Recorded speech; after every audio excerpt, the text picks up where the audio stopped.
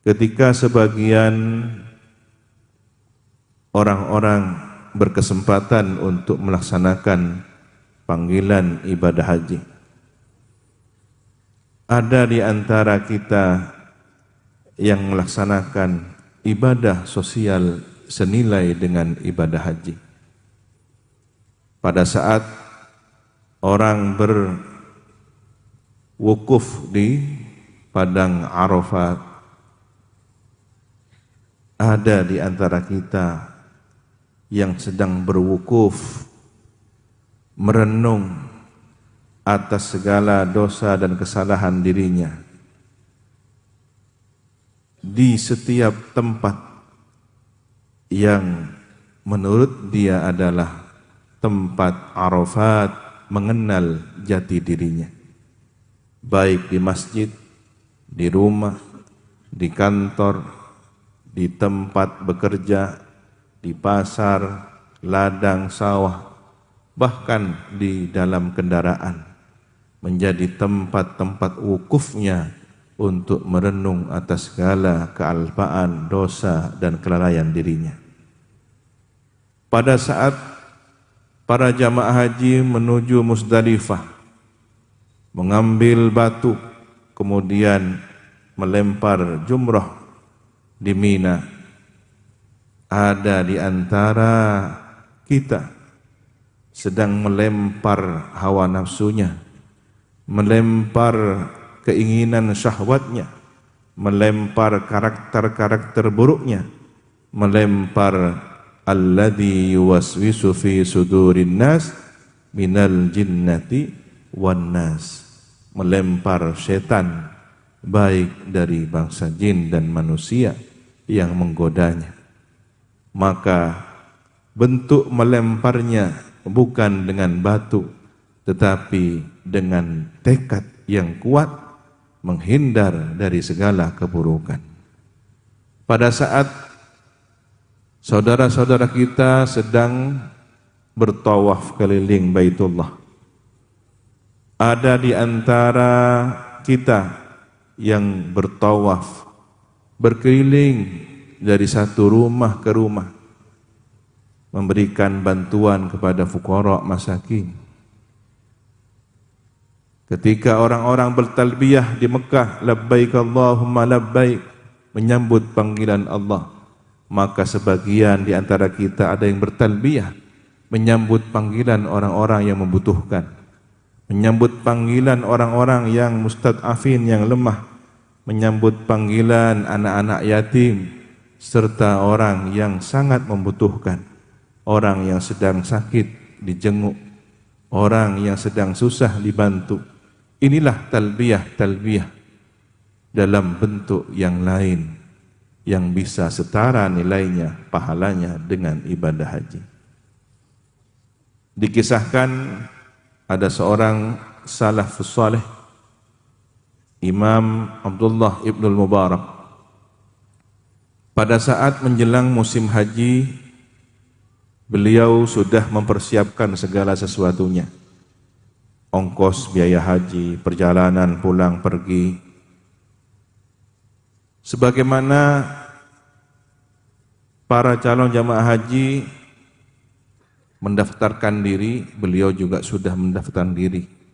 Kafilah rombongan sudah ditentukan.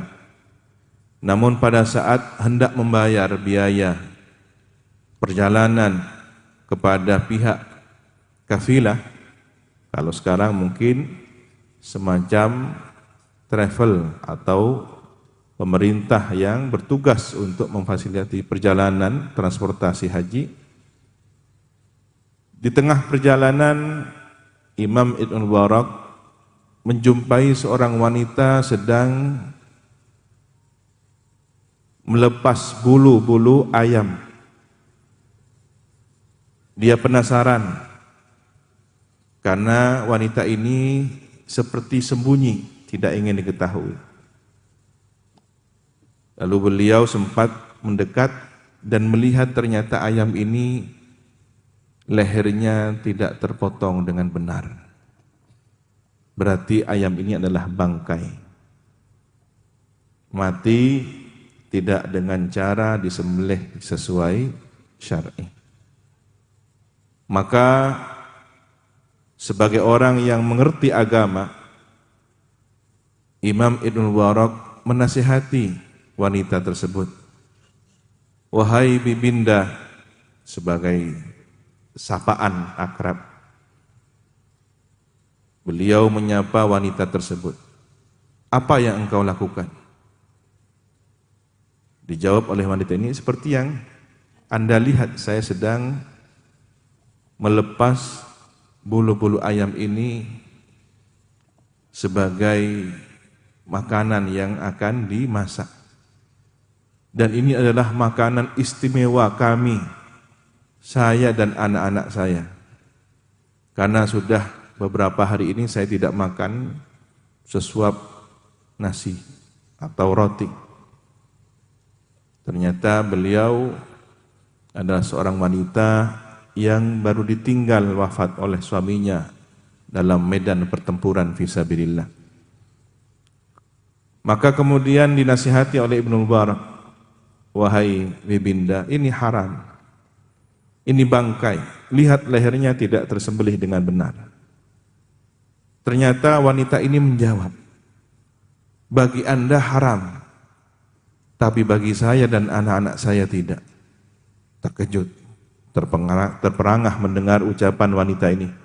Wah, ini kok berani-beraninya mengatakan sesuatu yang sudah terlihat binatang tidak tersembelih dengan baik, malah dikatakan tidak haram. Iya, karena kami adalah orang fakir, kami orang yang butuh, dan ini darurat, kami kelaparan, dan ini makanan kami.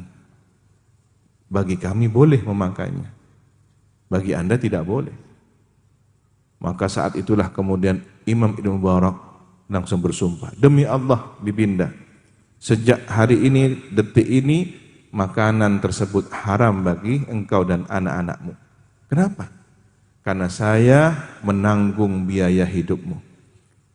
Seluruh biaya ongkos hajinya gagal, lalu diambil, tidak digunakan untuk pembayaran, tetapi untuk membantu wanita yang sangat membutuhkan ini.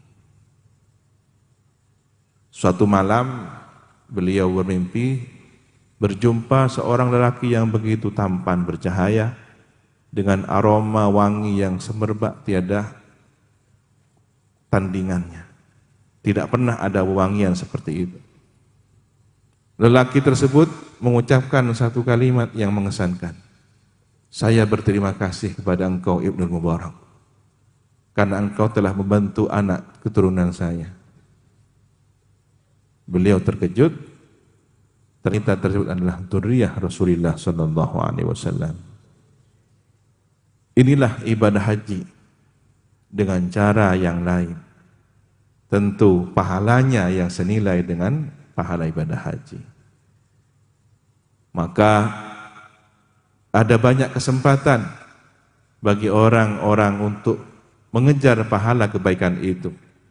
Sebelum datang panggilan ibadah haji ke tanah suci, sebelum kita diberi kesempatan untuk berziarah Mekah, Madinah, di sekitar kita, di dekat rumah kita, ada banyak peluang kebaikan-kebaikan yang bisa kita lakukan. Semoga ini menjadi penyemangat kita untuk mendapatkan nilai pahala ibadah haji sebagaimana para tamu-tamu Allah, duyufur Rahman, duyufur Rasulullah sallallahu alaihi wasallam yang segera akan berangkat menuju tanah suci Mekah Madinah.